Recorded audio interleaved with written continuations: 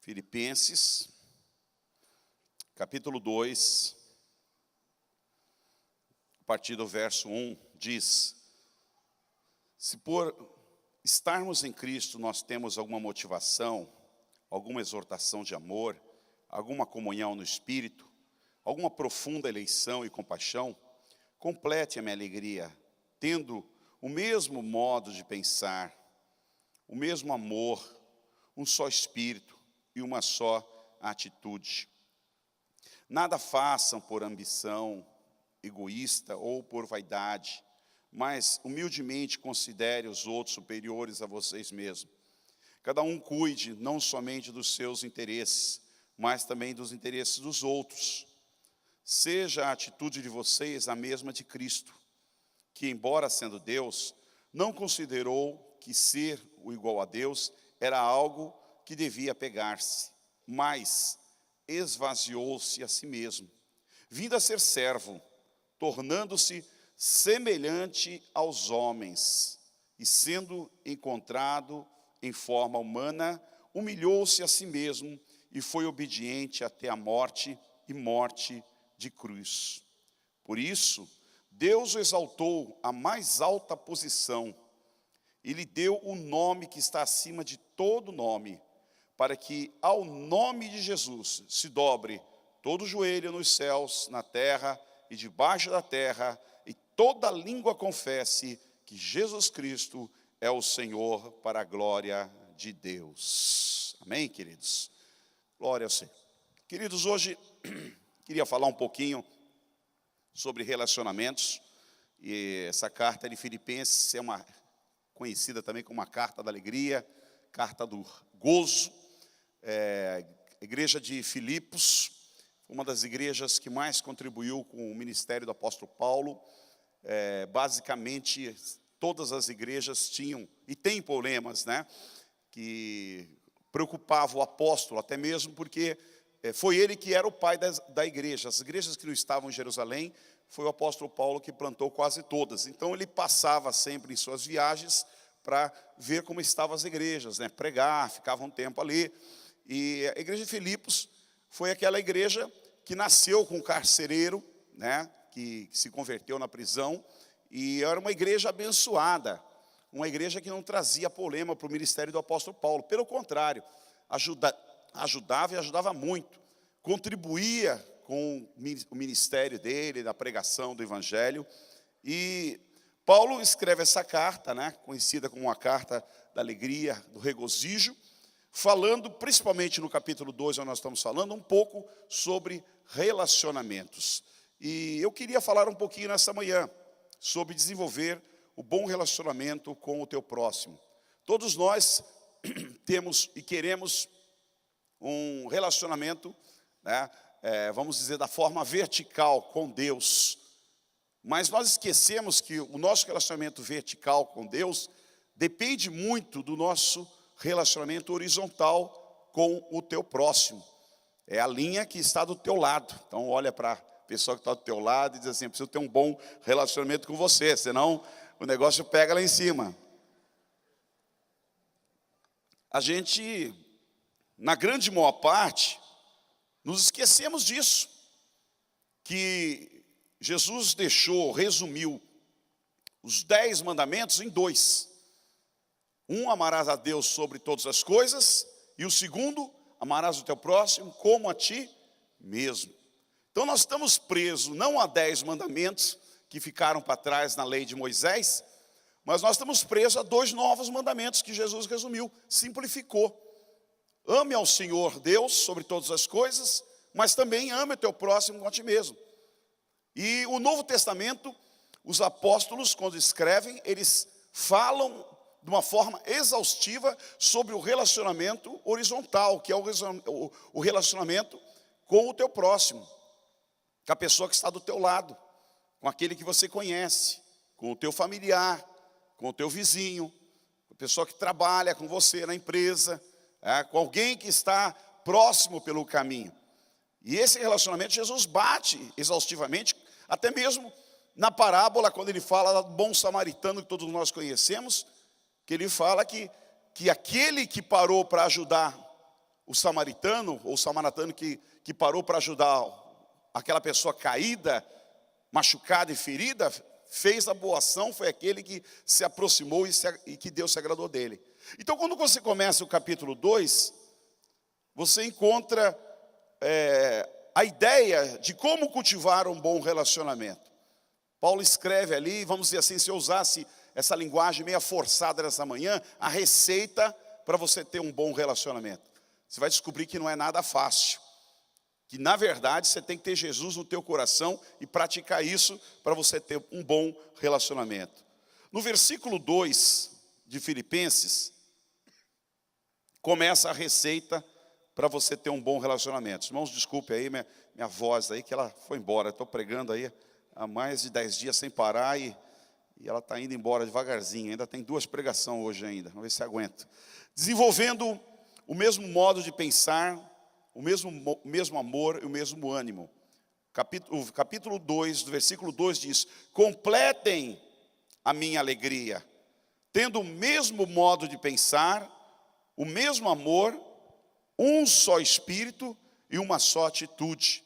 Então o apóstolo Paulo está dizendo assim: puxa, vocês foram tão bons comigo, vocês estão sendo tão bons com o meu ministério, então agora completem essa alegria. Me ajude, não para não, como a gente fala, não para não, continue. Melhore agora, trazendo essa alegria no meu coração, melhore com o mesmo amor, com o mesmo pensar, com o mesmo espírito e uma só atitude. Então fala o quê? Da unidade dos nossos sentimentos, da unidade do nosso pensar. E é difícil você ter o mesmo pensamento, porque as pessoas pensam diferente. Mas Paulo está dizendo, olha, deixa de lado um pouquinho o seu pensamento e traga o seu pensamento à obediência da cruz de Cristo. Porque quando você pensar como Cristo pensa, todos vocês vão pensar iguais. A palavra cristão, né, que não era usada, ela foi usada no Novo Testamento a partir da igreja de Atos, quando vem a grande perseguição em Jerusalém, e os discípulos se afastam, e cada um vai para um lugar. E ao chegar em algumas cidades, creio que Antioquia, se eu não me engano, lá eles foram pela primeira vez chamados de cristãos. Muita gente não gosta dessa palavra e despreza essa palavra, porque ela ficou vaga. Mas a palavra cristão tem o significado de pequenos cristos.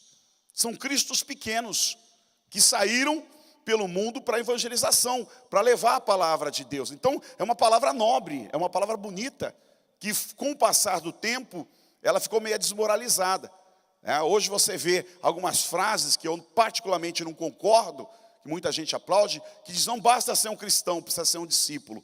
Engano, porque o cristão, ele é o Cristo. O cristão, ele precisa ser o Cristo. O discípulo é um seguidor de Cristo. Então, na verdade, essa frase que você lê, ela está invertida. O cristão é mais do que um discípulo, porque o discípulo é aquele que segue o seu mestre. Agora, o cristão, ele é um pedaço do mestre.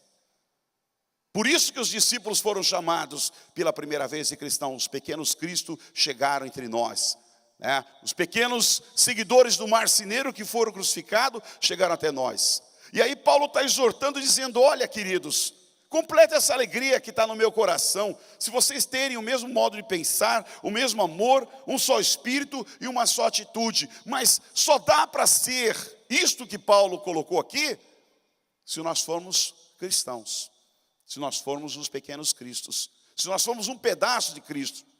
Para mim ser um pedaço de Cristo, para mim ser a continuação de Cristo, eu preciso ter o quê? A mente de Cristo. A hora que eu tenho a mente de Cristo, o irmão lá tem a mente de Cristo, a irmã aqui tem a mente de Cristo, o irmão lá atrás tem a mente de Cristo, aí nós podemos ter o mesmo pensar, o mesmo amor e ter a mesma atitude um para com os outros. Por quê? Porque a nossa mente está tomada, impregnada e pensando como Cristo pensaria. No versículo 3, o apóstolo Paulo diz: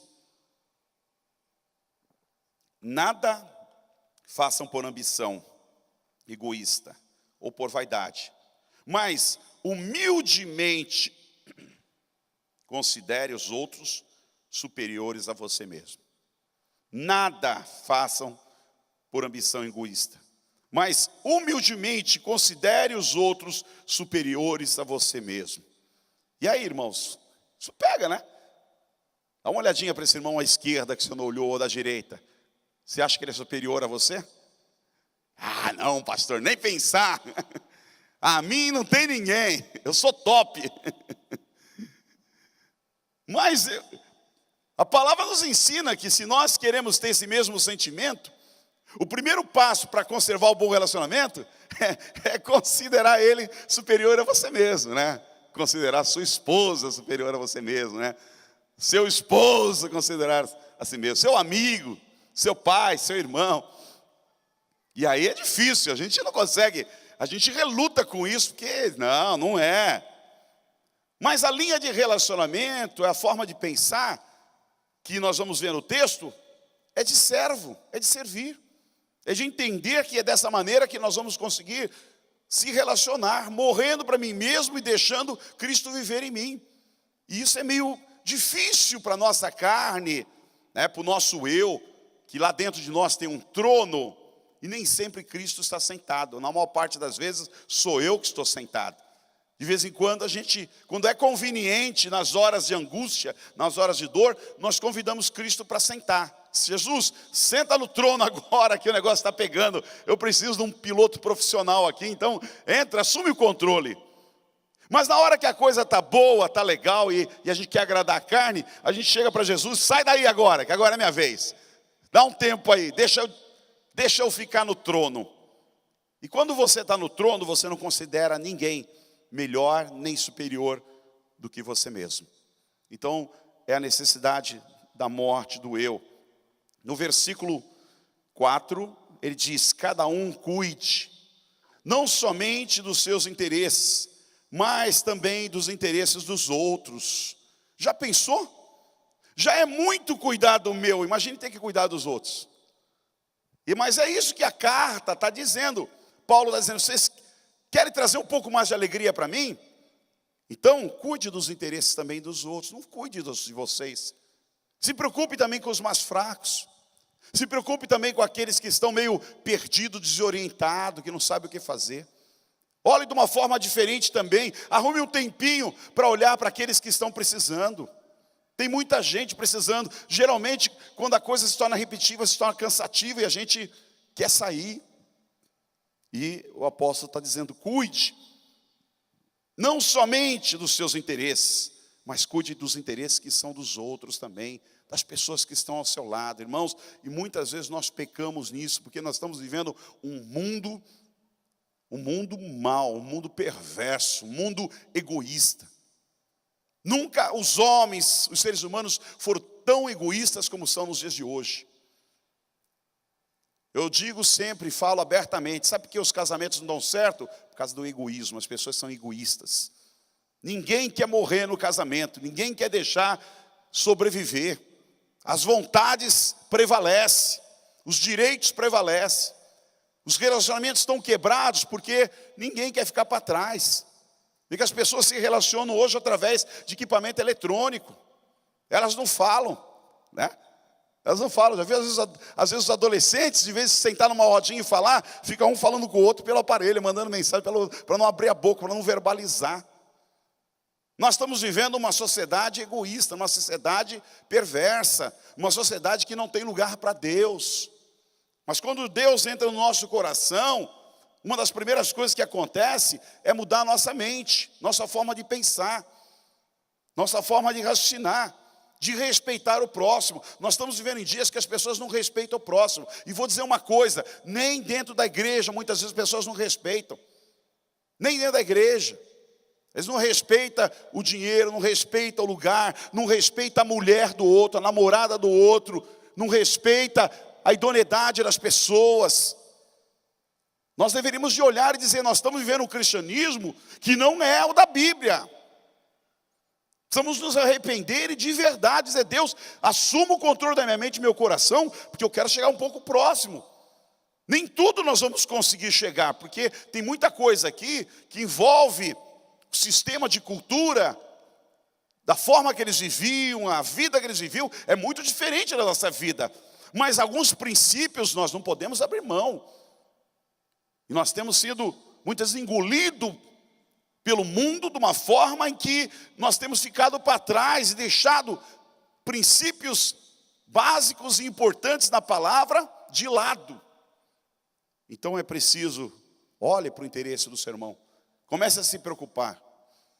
Pastor Martin Luther King, ele fala uma coisa assim, uma frase muito legal, ele diz, para cada um olhar para o dia, o que ele fez pelo seu próximo. Pergunte a si mesmo, o que eu fiz hoje de bom para o meu próximo? Qual foi a minha preocupação com o meu próximo? Então, não dá para fugir disso. Eu sei que todos nós temos muito compromisso. Eu sei que a vida é corrida, mas nós temos que ter o interesse pelas pessoas que estão ao nosso lado. Ver o que elas estão fazendo, de que maneira nós podemos ajudá-las. Verso 5. Seja a atitude de vocês a mesma de Cristo Jesus. Desenvolva o mesmo sentimento, a mesma atitude com que Cristo teve sendo servo, se preocupando com os discípulos. Quando você olha o ministério de Jesus, algumas coisas Jesus deixa de exemplo. A preocupação com as pessoas. Quando ele está na casa de Pedro, ele se preocupa com Pedro, que Pedro não tem dinheiro para pagar os impostos. E na verdade, o imposto de Pedro está sendo cobrado é de Jesus. Jesus poderia dizer, como diz a garotada, dá um migué, né? Não sei de nada, vamos dar uma voltinha ali, depois eu volto, né? O negócio está feio, é o homem da cobrança. Não. Ele vai de encontro ao problema. E pergunta, Pedro, o que está acontecendo? Estão te cobrando, é a ti ou aos estranhos? E Pedro, constrangido, diz, Jesus, é aos estranhos. E Jesus então dá a receita, vai lá pescar um peixe, abre a boca do peixe, lá tu vai encontrar uma moeda, um start, moeda que valia 4 dias de um trabalhador, pega esse dinheiro, paga a minha conta. Vê Jesus pregando a multidão e ele consegue olhar os pescadores lavando rede ali. Da mesma forma que ele está pregando, ele está pensando o que está acontecendo lá fora com os pescadores. Nossa, eles não pescaram nada, eles estão lavando a rede essa hora. Está mal a coisa para eles. Quando eu terminar aqui a minha palavra, quando eu terminar a minha oração, eu vou fazer alguma coisa por eles lá. Jesus, quando prega, existe a multiplicação dos pães, diz que eles foram para um lugar muito longe. Quando terminou, já era tarde. O que é que ele fala para os discípulos? Dá-lhes vós algo de comer. Que loucura! 4.000 pessoas. Ontem eu vim aqui, a irmã que serviu o lanche, eu falei, e aí, irmã, está inteira lá, pastor, nem diga. Eu já estava falando assim para mim mesmo, vai embora, chega gente, acabou, tchau, não aguento mais. 1.500 mulheres, ou 1.600, sei lá quantas mulheres foram lá. Não tinha, eu estava cansado de dar lanche, chega, não aguento mais. Mesmo sabendo que eu estou ganhando algum trocado, mas é muito. Agora imagine, 3.000, 4.000 pessoas, e Jesus, vamos dar de comer para eles, porque eles estão longe de casa, eles vão desfalecer pelo caminho. Não tinha cantina, não tinha barzinho naquela época, não tinha lanchonete, não tinha fast food, McDonald's, nem algo parecido. Eles iam chegar na casa deles, pelo caminho eles estavam desfalecendo. Jesus ficou preocupado. E aí Paulo diz assim, olha, seja a atitude de vocês a mesma de Cristo. A preocupação com o próximo, a preocupação que Cristo teve com os discípulos, a preocupação que Cristo tem com as pessoas, tenham vocês também esse mesmo sentimento, essa mesma preocupação. O que eu preciso fazer para ter esse sentimento de Cristo? Primeiro, diz o texto, esvaziou-se a si mesmo.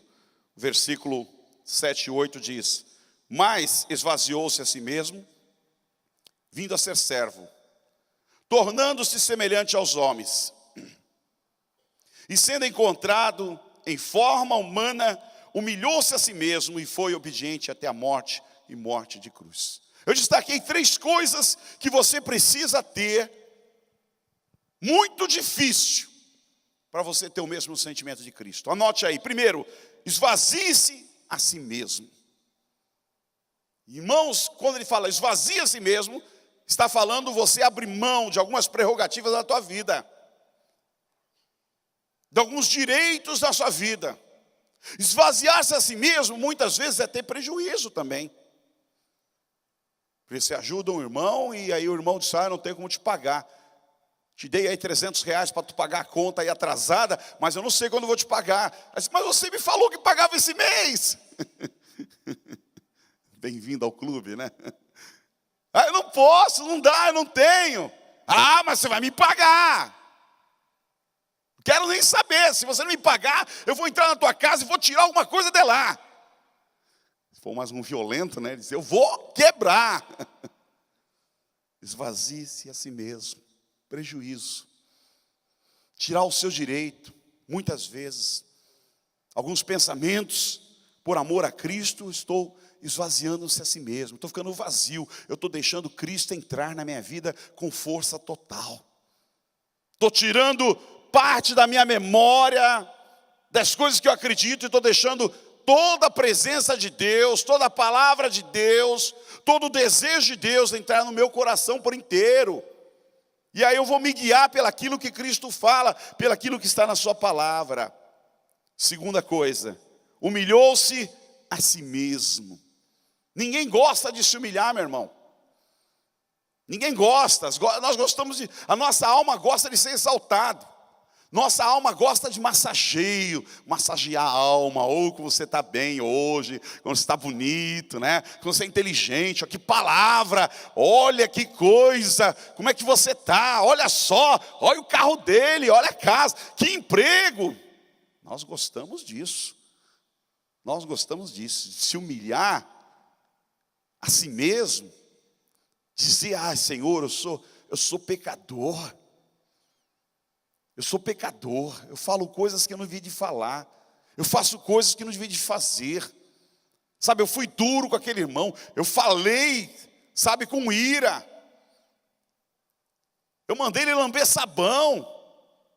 No trânsito, sabe, eu não aguentei. Pus a minha mão para fora, sabe. Não posso fazer, né, o que as pessoas fazem. Mostrei o meu dedinho lá. Tu acha que tem crente que não faz isso? Você está enganado, viu? Deus me livre. Senhor! Humilhou-se a si mesmo. E a terceira coisa que eu vejo, obediente até a morte, e morte de cruz. Foram os 3 exemplos que Cristo deu, que o apóstolo Paulo diz assim, que para mim ter a mesma atitude de Cristo, eu preciso me esvaziar de mim mesmo, eu preciso me humilhar, e eu preciso ser obediente, e obediente até a morte, morte de cruz. E obediência hoje é crise. Ninguém quer obedecer nada, nem cachorro te obedece, ninguém obedece, né? Ninguém. Me lembro um dia que fui na casa de uma irmã, e ela tinha, esses bichos não gostam de mim, eu também já não gosto deles, né? Esses papagaios, assim, tucano, essas coisas assim.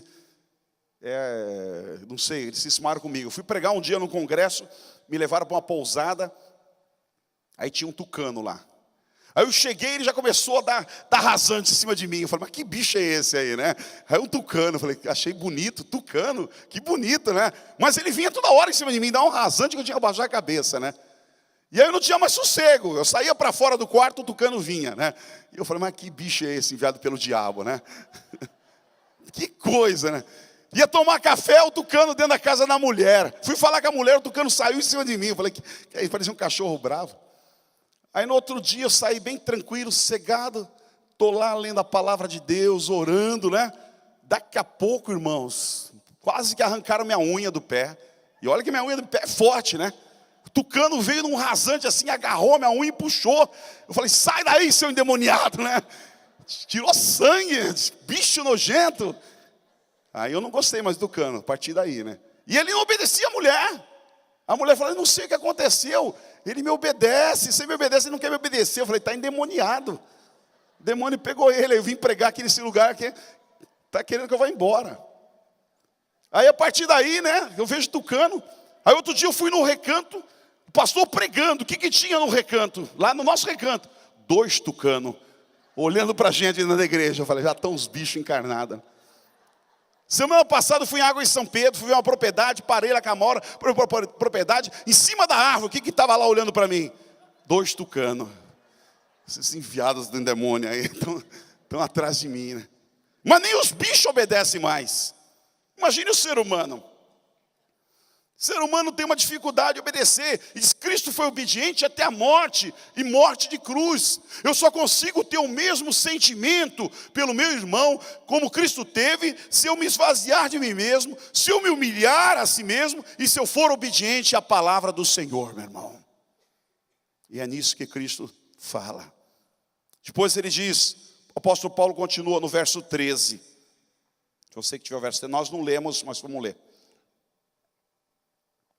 Pois é Deus quem efetua em você tanto querer quanto realizar de acordo com a boa vontade dele.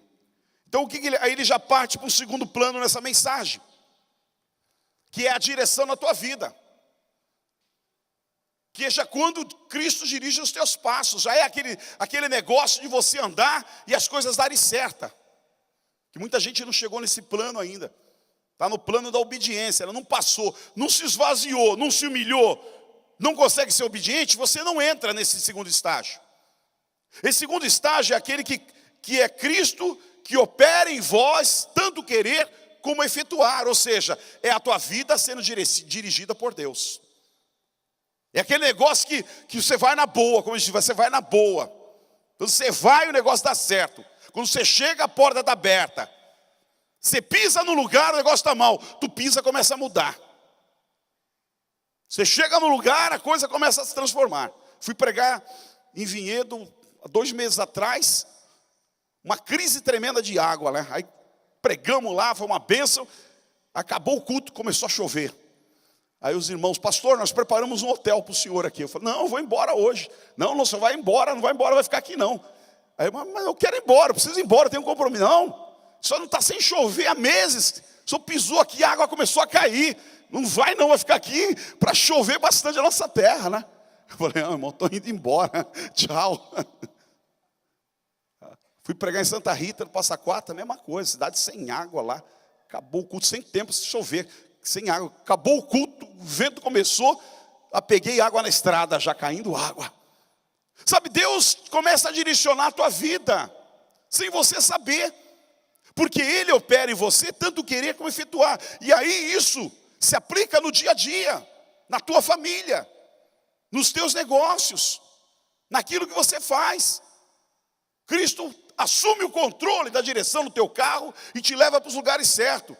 Ele assume o controle da tua vida e te coloca em situações que às vezes você pensa assim, meu Deus, agora como é que vai ser? Na verdade foi Deus que te colocou ali, porque Ele tem um plano e vai dar certo, porque Ele está dirigindo a tua vida em todos os negócios. Então é Ele que opera em você, tanto o querer como o realizar. No verso 14 e 15, abra lá. Façam tudo sem queixas, nem discussões, para que venham a tornar-se puros e irrepreensíveis, filhos de Deus, inculpáveis, no meio de uma geração corrompida e depravada, na qual vocês brilham como estrelas no universo. Então, olha quanta coisa bonita aqui. Naquele tempo, a geração, o apóstolo Paulo não viu os dias de hoje, né? Para ele, naquele tempo, a geração já estava corrompida e depravada. 2000 anos atrás. Imagine se ele visse hoje, se ele vivesse hoje. Como é que estaria, né? Ele ia se mexer no túmulo se ainda tivesse osso, né? Meu Deus, misericórdia. Como é que geração é essa? Mas ele fala uma coisa básica aqui. Ele diz, para que vocês brilhem como estrelas no universo. Ninguém tira o brilho da estrela. Ninguém tira o brilho dos astros. Porque é Deus que coloca. Então esse mesmo brilho, ele está dizendo, se você puxar lá de cima, quando você deixa Deus operar, quando você se humilha a si mesmo, quando você se esvazia a si mesmo e é obediente, você se torna como uma estrela brilhando no universo. Ninguém vai roubar isso de você. Ninguém vai tirar isso de você, porque é Cristo que coloca esse brilho. Agora nesse texto ele diz, façam tudo sem queixa, nem discussões, para que venham tornar-se puros e irrepreensíveis. Repreensível é aquela pessoa que não tem pelo que ser repreendido por ninguém. Ninguém encontra uma lacuna, uma brecha para repreendê-lo. Mas preciso ser pessoa que não tem queixas, que não tem discussões. E aí você precisa morrer-se para você, para que teu coração esteja limpo, teu coração esteja puro na presença de Deus. Quando isso acontece, irmãos, Tiago fala, não fale mal do seu irmão. Tiago 4,11, não fale mal do seu irmão. Quem fala mal do seu irmão, julga seu irmão, julga a lei e se coloca no lugar de juiz. É uma repreensão, é automático. Às vezes você falar, alguém pisa na bola, há uma diferença de você falar com cuidado e a diferença de você falar daquele irmão para outro irmão falando mal. E aí o texto diz, quando você faz isso, você está se colocando no lugar do juiz. Quem é o juiz? Quem é o juiz? É Deus. Você pegou o lugar de Deus. Satanás um dia também quis pegar o lugar de Deus. E viu o que aconteceu com ele. Então é preciso ter o cuidado de você não pecar quando você fala contra o seu irmão. E às vezes você pensa, mentaliza que o teu pecado é a prostituição, sabe, é o pecado da mentira, é o pecado lá fora, das tentações, mas quando você fala mal do seu irmão, você está pecando. E esses pecados levam àqueles outros. São pecados que nós não olhamos, não enxergamos. Mas que para Deus você está tomando o lugar de Deus. Você está julgando alguém, está tirando Deus do trono, está assumindo o trono para julgar a vida daquela pessoa. Então precisa ter um cuidado com isso. 1 João 2,9 diz, aquele que diz que está na luz e odeia o seu irmão, até agora está nas trevas. Relacionamento, queridos. Relacionamento. Eu digo que amo, que estou na luz, que amo a Deus, mas eu estou odiando o meu irmão. Então o texto diz, você está nas trevas. Mateus 6,15, desenvolva o perdão. Se você não perdoar, o vosso Pai Celeste não pode perdoar. Perdão faz parte da vida do cristão. Se eu não conseguir perdoar, Deus não me perdoa. Eu preciso perdoar. Não é uma escolha minha, somente. Eu preciso entender o reino de Deus. Se Deus não me perdoar, e eu não conseguir perdoar meu irmão, a coisa fica no meio do caminho. Os pecados ficam em cima de mim. Olha, eu fico pesado. Quanta gente pesada. Quanta gente na obra de Deus, sem força, sem ânimo. Porque não consegue perdoar. Porque te fizeram mal, te prejudicaram. Mas você não liberou perdão. Libere perdão, meu irmão, em nome de Jesus. O perdão muda a história das pessoas. Jacó e Esaú tiveram um relacionamento conturbado. 2 irmãos gêmeos. Tiveram um relacionamento destruídos, brigas nas suas adolescências, briga na sua juventude, ódio entrou ali. Ficaram 27 anos sem se ver, 27 anos de ódio, de morte. Esaú jurou, irmão, eu vou te matar. O outro fugiu para não morrer. E Deus fechou a porta para Jacó. Jacó teve que retornar um dia, porque a vida dele estava incompleta. Ele precisou retornar para ter um encontro com o irmão, para se acertar com o irmão. E o irmão veio com ele, com 300 homens de luta, de guerra. Veio determinado para matar, veio determinado para exterminar a família dele, os bens dele. E quando eles se encontram, meu irmão, a primeira atitude de Jacó foi se curvar 7 vezes diante de Esaú, para pedir perdão. Naquele segundo, vamos imaginar aí, 30 segundos, 1 minuto, que ele se curvou 7 vezes diante do irmão para pedir perdão. Toda uma história de 20 e poucos anos de ódio, de rancor, de morte, desapareceu. Quando ele levantou, o Esaú abraçou ele, beijou ele, o Esaú chorou, o Esaú agradeceu. Voltaram a ser irmãos novamente. Todo aquele ódio de 20 e poucos anos acabou-se com o perdão. Como é preciso, irmãos, nós estarmos prontos para pedir perdão. Como é preciso o nosso coração estar mudado para situações. Quanto mais se endurece, mais duro fica. Mas quando você amolece, Deus amolece também os corações. Eu me lembro uma época que a igreja fazia retiro nos colégios. Não tínhamos lugar. Imagine, jovem no colégio, o que ele apronta, né? E aí nós fomos num colégio, muito bonitinho, bacaninha, tal. E aí quando terminou o retiro, eu só recebia recado da diretora. Vem aqui já, quero falar com você. E foi até na minha casa uma assistente, olha, a diretora está por conta, ela quer falar contigo. Eu falei, meu Deus amado, aprontaram lá, né? E ela está brava. Eu falei, Jesus, e a mulher era brava mesmo. Fui duro para enfrentar ela para pedir o colégio. E eu orei a Deus, Senhor, o que eu faço? São jovens, me dá uma estratégia. Meu Deus, e aí eu disse, bom, vou lá. E no caminho eu comprei uma lembrancinha para ela, um presentinho para ela. Entrei, quando eu entrei, a fisionomia dela era revoltante. E eu falei, antes da senhora abrir a sua boca e falar alguma coisa, eu vim aqui para pedir perdão para a senhora, por alguma coisa que tenha acontecido. Vim trazer essa lembrancinha para a senhora aqui, né? Eu sei que é pequeno, a senhora merecia muito mais, que nos perdoe, são jovens, são adolescentes. Aí a fisionomia dela mudou. Pastor, não precisava. Eu vi Deus agindo ali, eu vi Isaú levantando Jacó, dá um abraço, dá um beijo, né? Tudo bem, irmão, está tudo em casa. Como muda a história. Às vezes poderia ter sido um confronto, uma briga naquela sala, né? E eu ter saído da graça, né? E ela também. Como poderia ser diferente os nossos relacionamentos com a nossa família, com os nossos amigos, aqui na igreja, quando você tem dificuldade, é natural, são 1.000 e poucas pessoas, quase 2.000 pessoas, é natural as dificuldades, mas nós precisamos ter coragem para se enfrentar, nós precisamos ter coragem para conversar, para abrir o coração, para pedir perdão, para dar uma lembrancinha, se precisar para o irmão, para que nós tenhamos o mesmo sentimento que Cristo teve.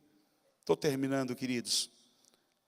Versículo Filipenses 2,16 diz, retendo firmemente a palavra da vida, assim no dia de Cristo eu mergulharei de não ter corrido nem me esforçado inutilmente. Retendo firmemente a palavra da vida. Retenha a palavra de Deus no teu coração. Guarda a palavra de Deus no teu coração. Davi diz, guardei a tua palavra para não pecar contra ti. A palavra de Deus nos lava, a palavra de Deus nos limpa, a palavra de Deus nos purifica. Meu irmão, se todo dia tu levanta triste, pega a palavra de Deus e lê. Se você tem dificuldade em casa, com a sua família, reúna a família, leia a palavra, ore. Aquela dificuldade vai sair espiritual. Nós vivemos numa guerra espiritual. A palavra de Deus limpa, a palavra de Deus corta. Quando Jesus vem de um jejum e é tentado, o diabo vai para cima dele. Jesus usa a palavra e derruba Satanás, apenas usando a palavra. Use a palavra de Deus a teu favor, nas tuas coisas, no teu trabalho, no teu dia a dia, na tua casa, na tua vida. Está triste, meu irmão? Leia a palavra de Deus, ela vai entrar no teu coração e ela vai tirar a tristeza e vai trazer alegria, porque a palavra de Deus é poder. Aleluia!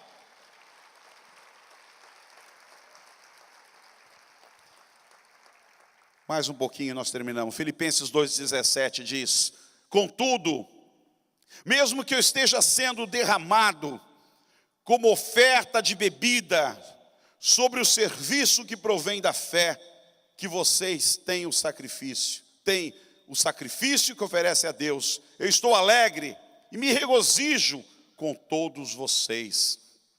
O apóstolo Paulo usa a expressão ser derramado como oferta. Seja derramado como oferta. Você quer ter bom relacionamento? Sinta-se uma oferta e seja derramado como oferta em favor de alguém. Quando você vem trazer a tua oferta, você entrega, ela não é mais tua, é de Deus. Quando você pega lá o seu dinheirinho e diz assim, essa é minha oferta ao Senhor, e deposita aqui, acabou o controle sobre ela, agora ela é de Deus. O apóstolo está dizendo, a tua vida, a minha vida, seja derramada como oferta ao Senhor, meu irmão.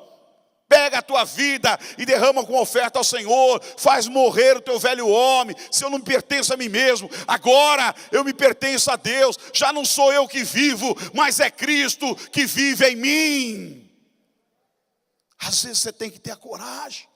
Se imaginar, dizer, eu vou lá pôr o envelopinho. Não é mais um envelopinho, agora eu vou pôr a minha vida ali.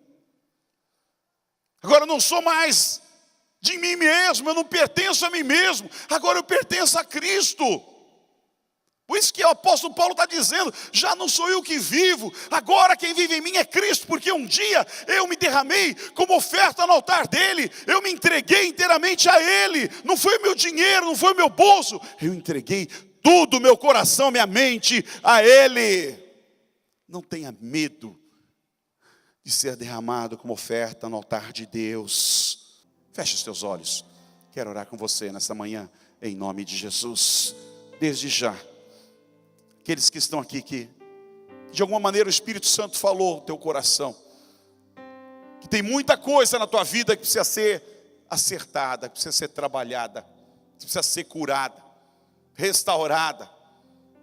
Talvez no teu casamento, com os teus amigos, com a tua família, com os teus pais, com os filhos, sabe, lá no lugar de trabalho, lá na tua faculdade, na tua escola.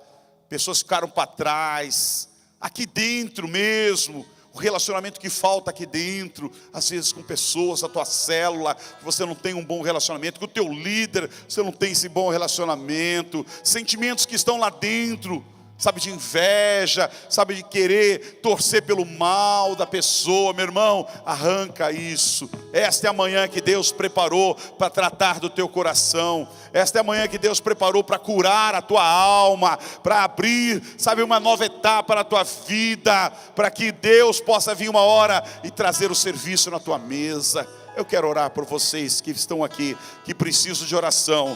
Sai do seu lugar, enquanto o pastor Humberto vai louvar o Senhor, fica aqui na frente, quero orar por você. Aleluia. Abri os olhos do meu coração e eu posso enxergar. Oh, meu Deus! E entender. Oh, Espírito Santo, Tu és bem-vindo nesta manhã. Se eu me humilhar diante do teu altar e sacrificar aquilo que me custar, tu inclinarás os teus ouvidos ao meu clamor. Jesus, mais vale um traz a tua graça nessa manhã. No centro do teu derrama, Senhor, o teu óleo. Toda a vida, sem jamais te conhecer, tu és minha fonte, minha colheita, minha herança. Aleluia! Se eu me humilhar diante do teu altar e sacrificar, seja bem-vindo, Espírito Santo. Aquilo que me custar, seja bem-vindo nesse lugar. Tu inclinará os teus ouvidos ao meu clamor. Mais vale um dia no centro do teu Deus, seja e bem-vindo. toda a vida, seja bem-vindo, Espírito sem Santo. jamais te conhecer, tu és minha fonte, minha colheita, minha herança. Aleluia. Meu Pai, nesta manhã nós curvamos o nosso coração diante do teu altar, diante da tua obra, diante do Senhor, para esvaziar, Senhor, os nossos sentimentos, para esvaziar as nossas atitudes, para se humilhar diante de Ti, Pai, com graça e com misericórdia. Oh, o Senhor é Deus, o Senhor é Deus, Pai, nós nos colocamos diante do Teu altar. Visita o nosso coração, Deus, cura a nossa alma, Pai, cura, Deus, o nosso coração, quebranta-nos, Deus, para nos humilhar diante da Tua presença, para olhar para o nosso irmão com graça, para olhar com misericórdia, para perdoar aquele que está ao nosso lado, aquele que nos fez mal, aquele que nos trouxe prejuízo, aquele que abortou alguns sonhos da nossa vida. Meu Senhor, nesta manhã, com graça, com amor e com carinho, vem sobre nós, Senhor, que possamos praticar, Deus, ó Deus, a Tua palavra, a Tua obediência, Senhor. E eu sei que uma hora o Senhor virá sobre nós, Senhor, para restabelecer sonhos, para restabelecer uma exaltação na nossa vida, ó Deus, para restabelecer aquilo que foi tirado e mudar a nossa história. Obrigado pela bondade, obrigado pela misericórdia. Abençoa os teus filhos, cuida deles nesta manhã, em nome de Jesus. Amém, Senhor, e amém, queridos.